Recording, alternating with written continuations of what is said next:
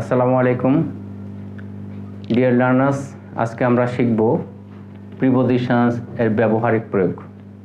আসলে আমরা প্রিপোজিশনের ব্যবহারিক প্রয়োগ বা বাস্তব জীবনে কিভাবে প্রিপোজিশন বসাতে হয় বা কেন প্রিপোজিশন আমরা বসাবো সেই বিষয় নিয়ে আজকে আলোচনা করব ইনশাআল্লাহ।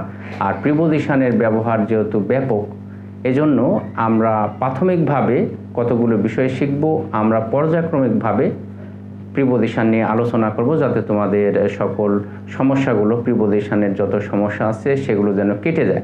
তবে ভিডিওটা ধৈর্য ধরে দেখতে হবে, আমরা সিরিয়াল মোতাবেক পার্ট পার্ট করে ভিডিওগুলো করার চেষ্টা করব ইনশাআল্লাহ তোমাদের সুবিধার্থে, যাতে তোমরা সহজে বুঝো আসলে কিভাবে প্রিপোজিশনের ব্যবহার করতে হয় এবং কেন প্রিপোজিশনের ব্যবহার করতে হয় সেই বিষয়গুলো নিয়ে।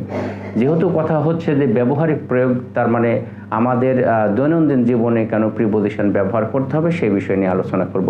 আসলে আমরা দেখি প্রিপোজিশনের ব্যবহার যেহেতু দুই ধরনের হয়, আগে আমাদের প্রথমে জানা উচিত যে আসলে প্রিপোজিশন কাকে বলে। আসলে দেখি প্রিপোজিশন কাকে বলে, সংক্ষেপে বলি তাহলে যে সকল ওয়ার্ডগুলো নাউন বা প্রোনাউনের পূর্বে বসে ওই সেন্টেন্সে অন্যান্য ওয়ার্ডের সাথে সম্পর্ক তৈরি করে। তো যে সম্পর্ক তৈরি করে তার নাম প্রিপোজিশন। তাহলে সম্পর্ক করে কে? প্রিপোজিশন। কার সাথে? নাউন বা প্রোনাউনের সাথে। ফলে নাউন বা প্রোনাউনের পূর্বে প্রিপোজিশন বসে অন্যান্য ওয়ার্ডের সাথে সম্পর্ক স্থাপন করে, সেই সম্পর্কের নাম হলো প্রিপোজিশন। আসলে প্রিপোজিশনের ব্যবহারিক প্রয়োগের জন্য আমরা কতগুলো প্রিপোজিশনের প্রয়োগ দেখাবো সংক্ষেপে। তো বিষয় হলো যে আজকে দেখাবো ইন এর ব্যবহার, কিভাবে ইন ব্যবহার করতে হয় বা অ্যাড ব্যবহার করতে হয়, এ জাতীয় কতগুলো প্রিপোজিশন দেখানোর চেষ্টা করব তোমাদেরকে। আর প্রিপোজিশনের ব্যবহার সাধারণত দুইভাবে হয়। একটা হলো অ্যাপ্রোপ্রিয়েট প্রিপোজিশন বা অর্থগত দিক থেকে যথাযথভাবে প্রিপোজিশনের ব্যবহার, আর অন্যটি হলো ফ্রেজাল প্রিপোজিশন বা প্রিপোজিশনাল ফ্রেজ, যেটাকে বলা হচ্ছে যে তোমার প্রিপোজিশনাল ফ্রেজ মানে একাধিক ওয়ার্ডের সাথে নির্দিষ্ট একটি প্রিপোজিশন বসে নির্দিষ্ট একটি অর্থ প্রকাশ করে, সেই ধরনের প্রিপোজিশনকে আমরা বলে থাকি প্রিপোজিশন বা প্রিপোজিশনাল ফ্রেজ। সেটা ভিন্ন কথা, সেটা নিয়ে আমরা পরে আলোচনা করব। আমরা আলোচনা করব প্রথমে প্রাথমিকভাবে যে বিষয়টা, সেটা হলো প্রিপোজিশনের অর্থগত দিক থেকে। অর্থাৎ আমরা জানি ইন মানে মধ্যে, তারপরে হলো মনে করো অন মানে ওপরে ইত্যাদি, এই বিষয়গুলো নিয়ে কিছুটা আলোচনা করব এবং ব্যবহারিক প্রয়োগটা কেমন একটু দেখাবো। আসলে দেখি আমরা প্রথমে একটা উদাহরণ দেখি। ইন, তোমরা দেখতে পাচ্ছ ইন মানে মধ্যে অথবা ভিতরে। ইন মানে মধ্যে বা ভিতরে। এখন আমরা এই প্রয়োগটা শিখব এবং এটা আমরা সবাই জানি। যেমন এ নাম্বার উদাহরণে আসো দেখি। ব্যবহারিক প্রয়োগ করতে হলে আমাদের মূল অর্থগত দিক থেকে প্রিপোজিশনের ব্যবহারের আগে প্রথম দিকটা আমাদের শেষ করতে হবে। প্রথম দিকটা শেষ করার পরে আমরা ব্যবহারিক প্রয়োগে আসবো বাস্তবে। আসো দেখি আমরা শুরু করি। ইন মানে মধ্যে বা ভিতরে যদি আমরা উদাহরণ দিই তাহলে বলতে পারি the rat is in the cage. তাহলে বিড়ালটি হলো খাঁচার ভিতরে বা খাঁচার মধ্যে। এখানে মধ্যে বা ভিতরে অর্থ প্রয়োগ করা হয়েছে। যেহেতু এখানে বলা হচ্ছে ইন মানে মধ্যে বা ভিতরে, এই অর্থে এখানে ইন ব্যবহার করা হয়েছে, আমরা সবাই এটা জানি। আসো দেখি এটার ব্যবহারিক প্রয়োগ কী ধরনের হয়। যেহেতু আমরা পূর্বে বলেছি যে নাউন বা প্রোনাউনের পূর্বে যেহেতু প্রিপোজিশন বসে অন্যান্য ওয়ার্ডের সাথে সম্পর্ক স্থাপন করে, ঠিক ব্যবহারিক প্রয়োগের ক্ষেত্রে আমরা কিভাবে করব আসো দেখি। বাংলা ভাষায় যে সকল শব্দগুলো নাউন বা নামবাচক পদ, আসো দেখি।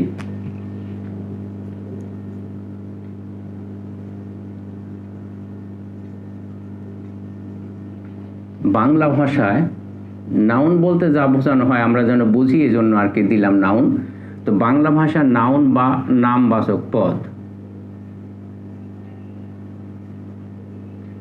নামবাচক পদ এর সাথে একার অন্তস্থ অথবা তয়িকার যুক্ত থাকলে সেই নামবাচক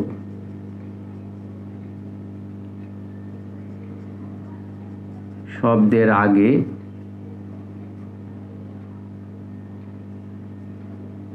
প্রিপজিশন ইন বসাতে হয়। দেখো এটা হলো ব্যবহারিক প্রয়োগ। ব্যবহারিক প্রয়োগটা কেমন আমরা দেখে নিলাম। এইটা হলো অর্থগত দিক থেকে আমরা বসিয়ে দিলাম ইন মানে মধ্যে বা ভিতরে। The rat is in the cage, ইঁদুরটি খাঁচার ভিতরে। তাহলে খাঁচা আর ইঁদুরের সাথে সম্পর্ক স্থাপন করেছে কে? ইন। এজন্য ইনের নাম হলো প্রিপজিশন। আচ্ছা, এবার বাংলা ভাষায় নাউন বা নামবাচক পদ এর সাথে একার অন্তস্থ বা তয়িকার যুক্ত থাকলে সেই নামবাচক শব্দের আগে প্রিপজিশন ইন বসাতে হয়। দেখো আমরা একটু দেখব উদাহরণে।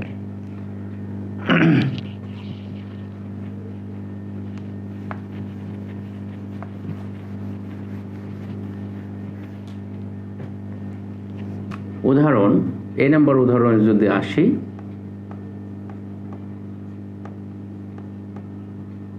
ছেলেগুলো নদীতে সাঁতার কাটছে। আসো দেখি এখানে নামবাচক পদ দেখো নদী, এবং নদীর সাথে তো একার আছে।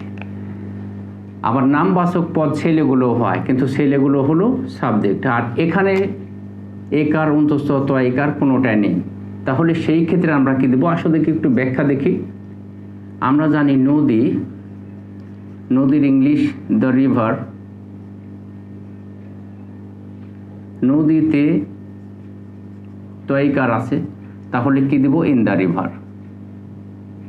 নদীতে। আমরা বলতে পারবো না যে নদীর মধ্যে। আমরা বলেছিলাম যে প্রিপজিশনের দুই ধরনের ব্যবহার আছে। সাধারণত অ্যাপ্রোপ্রিয়েট প্রিপজিশন বা অর্থগত দিক থেকে উপযুক্ত প্রিপজিশনের ব্যবহারের ধরন দুইটা। একটা হলো সাধারণত অর্থগত দিক থেকে প্রিপজিশন বসানো হয়, যেমন ইন মানে মধ্যে বা ভিতরে, যেভাবে উদাহরণ দিয়েছিলাম। অনুরূপভাবে দুই নম্বর হচ্ছে যে সকল বাংলার যে সকল শব্দগুলোর সাথে একার অন্তস্থ তয়িকার থাকবে, বিশেষ করে নামবাচক পদের সাথে, তাহলে তাদের পূর্বে আমরা ইন বসিয়ে দেব। তাহলেই অ্যাপ্রোপ্রিয়েট প্রিপজিশন আমাদের হয়ে যাবে, অর্থাৎ ব্যবহারিক প্রয়োগটা আমাদের হয়ে যাবে। তাহলে যদি এটাকে ইংলিশ করি কি হবে? দ্য বয়েজ আর সুইমিং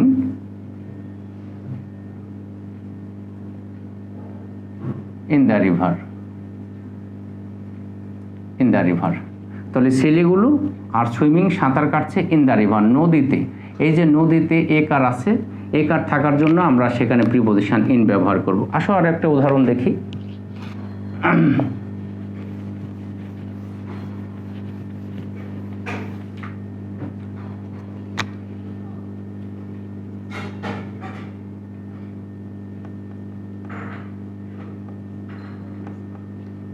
গরুটি মাঠে ঘাস খাচ্ছে। আসো দেখি এখানে, তাহলে মাঠে একার আছে দেখো নামবাচক পদে, তাহলে এখানে মাঠের সাথে একার যুক্ত আছে। তাহলে এখানে মাঠ বলতে গেলে মূলত যেটা বোঝানো, মাঠ বললে দ্য ফিল্ড, মাঠে, অর্থাৎ মাঠে বলতে গেলে এখানে মাঠ তার সাথে একার যোগ আছে, সুতরাং এখানে ইন দ্য ফিল্ড এভাবে লিখতে হবে আমাদের। আসে এবার দেখি করি, গরুটি মাঠে ঘাস খাচ্ছে। দ্য কাউ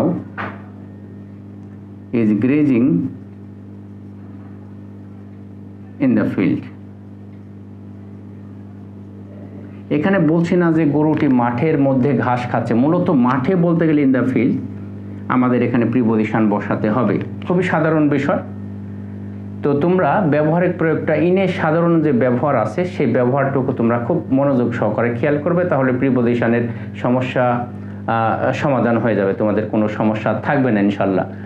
তো এছাড়াও আমরা প্রিপজিশনে ইনের অনেকগুলো ব্যবহার রয়েছে, ধারাবাহিক ব্যবহারগুলো আমরা আলোচনা করব। তোমরা নিয়মিত ভিডিওগুলো দেখতে থাকো, তাহলে সকলগুলো তোমাদের সমাধান হয়ে যাবে আশা করি।